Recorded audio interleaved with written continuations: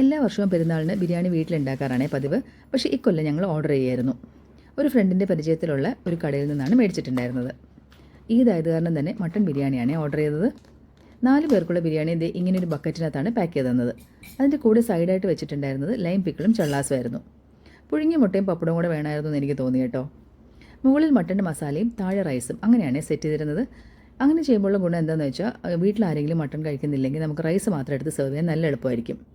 ഞാൻ അതിനകത്തുനിന്ന് മട്ടൻ്റെ മസാലയും റൈസും എല്ലാം കൂടി ചേർത്ത് മിക്സ് ചെയ്തൊരു ബൗളിലേക്ക് മാറ്റി, എന്നിട്ട് കഴിക്കുന്നതിന് തൊട്ട് മുന്നേ ഓരോ പ്ലേറ്റിലായിട്ട് സെർവ് ചെയ്തു. ആ സമയം കൊണ്ട് തന്നെ ഞാൻ മുട്ടയും പുഴുങ്ങിയെടുത്തേ. കാരണം പുഴുങ്ങിയ മുട്ടയില്ലാതെ ബിരിയാണി കഴിക്കുമ്പം എന്തോ ഒരു ഇൻകംപ്ലീറ്റ് ഫീലിംഗ് ആണ്. പപ്പടം ചെയ്യാനുള്ള സമയം കിട്ടിയില്ല, അതുകൊണ്ടത് വേണ്ടാന്ന് വെച്ചു. നല്ല ടേസ്റ്റി ബിരിയാണി ആയിരുന്നു കേട്ടോ. റൈസിൻ്റെ ക്വാണ്ടിറ്റി ഒരുപാടുണ്ടായിരുന്നു. അപ്പോഴേക്കും നമ്മുടെ ഡെസേർട്ട്സും റെഡിയായി. അങ്ങനെ ഫ്രൂട്ട് കസ്റ്റേർഡും വെർമിസ്ലി ബനാന ഡെസേർട്ടും മട്ടൺ ബിരിയാണിയും കൂടെ ആയപ്പോൾ ഞങ്ങളുടെ ഈദ് നല്ല ഉഷാറായി.